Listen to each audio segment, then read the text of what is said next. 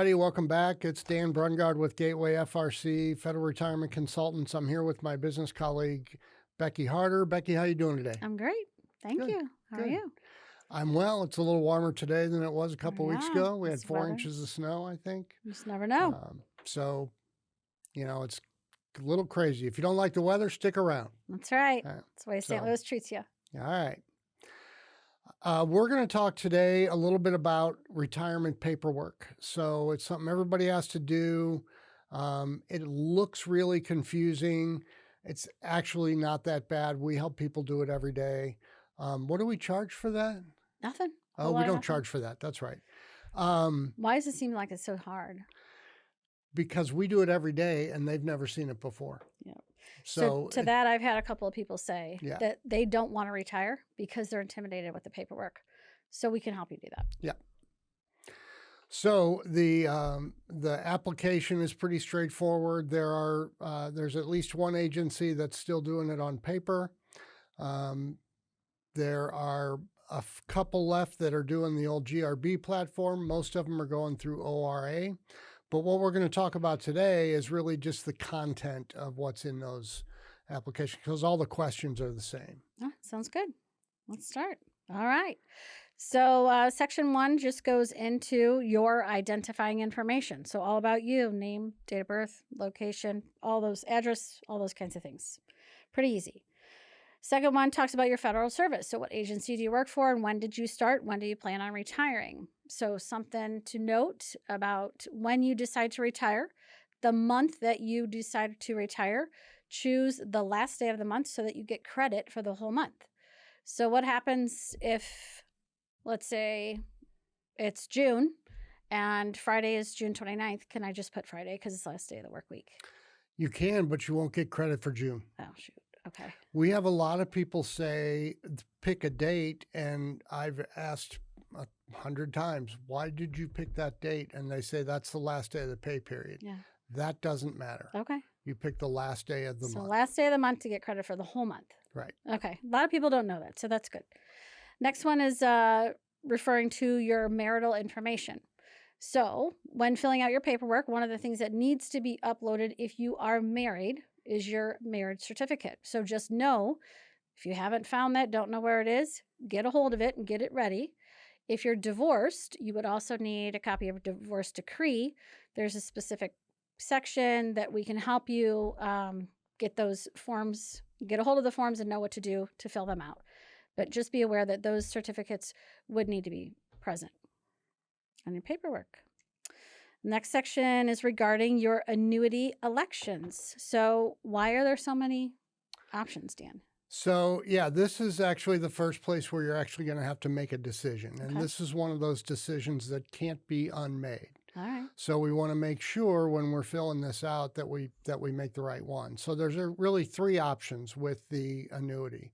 The first one is the kind of the default. It's going to leave a full benefit to your spouse, and that full benefit is 50% of your annuity, read pension. So if you, as an example, if your pension is $2,000 a month, your spouse would get $1,000 after you pass. That will cost you 10% or $200 in that example. So in essence, you're buying it. You are absolutely buying it. Okay, good. The second option is a partial remainder where you leave 25% to your spouse. In our example, it would be $1,000 a month. That will cost you $100 or 5%. Okay. So again, we're buying Purchasing that benefit. Okay. The last option is a full pension, unreduced.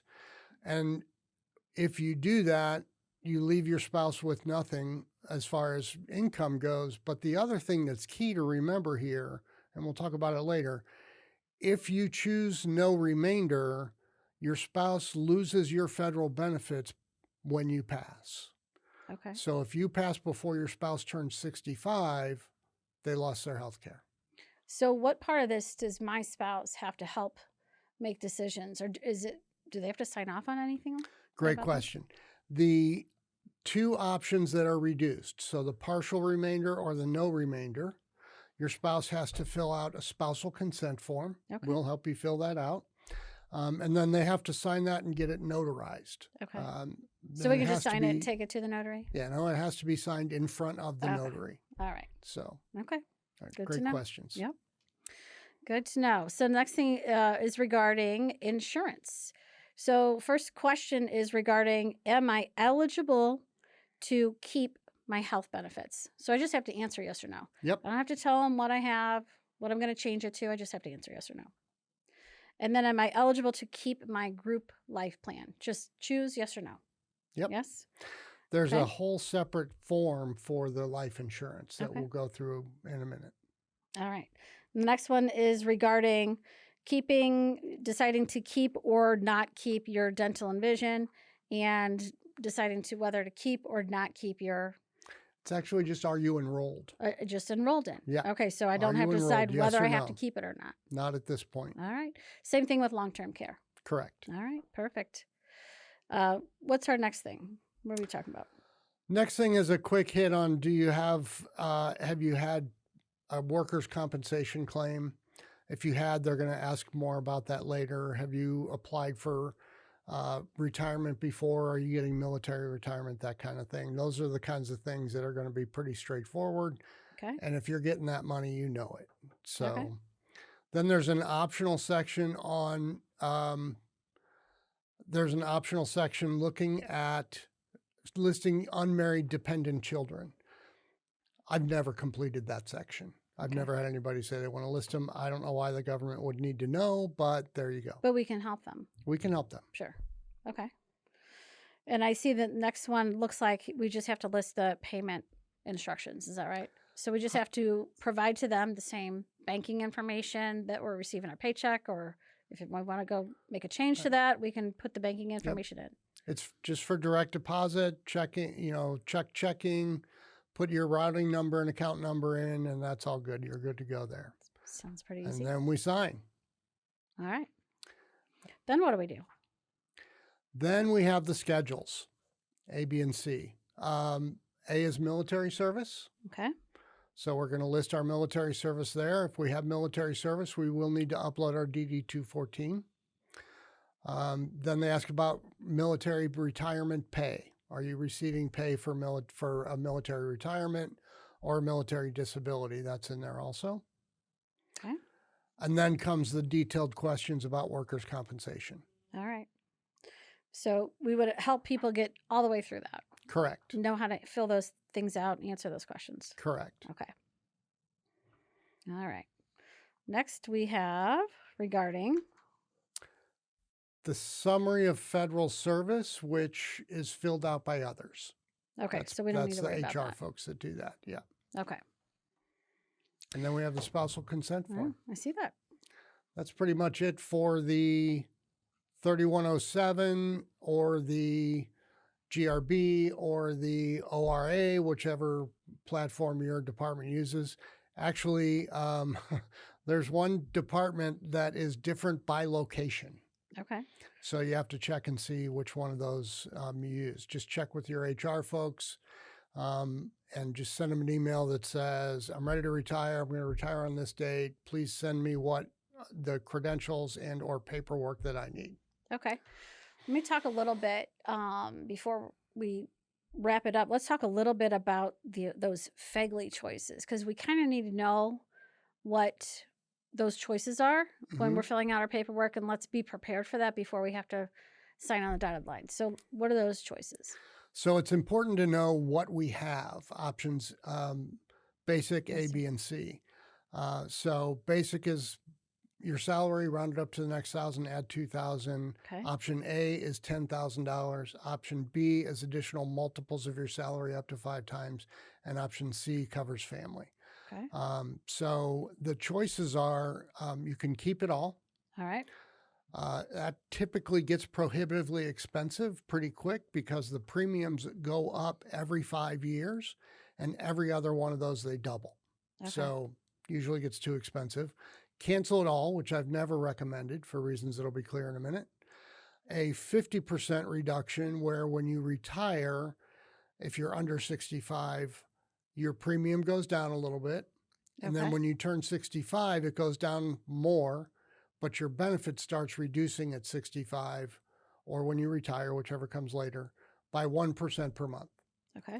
So until you get down to 50%, then you'll keep a nominal premium and that benefit going forward.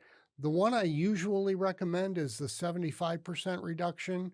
On that one, same thing, that drops even more than the initial one. But when you turn 65, the nominal premium you're paying goes away. It stops. And the benefit starts reducing by about 2% per month until you get down to 25% of what you had. So for instance, if you're making $100,000, then or if your benefit's $100,000, then you would wind up at the end of the day with a $25,000 death benefit with no future premium. And that's nice. typically final expenses. Yeah, final expenses. Yeah. I'd say that the clients that I work with typically choose that 75% reduction. I mean, why not? Most of the time, you don't have that's what we, you don't have to continue with a premium, right. and you have at least something left for your family. Because as you're going through life, your death benefit need changes. Yeah. Right. So when I was younger and I had young kids and, I had a huge life insurance, but I never told my wife how much I had. Well, of course. I had a huge life insurance policy.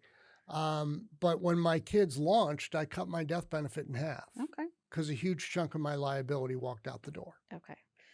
And we can spend a lot of time talking to people about life insurance if they have questions and options and how to calculate what a good dollar amount is. So what if somebody calls and schedules an appointment and they're like in their 40s or early 50s and they're pretty far from retirement? Can we just maybe give them some kind of algorithm or some kind of something to know how to come up with a number?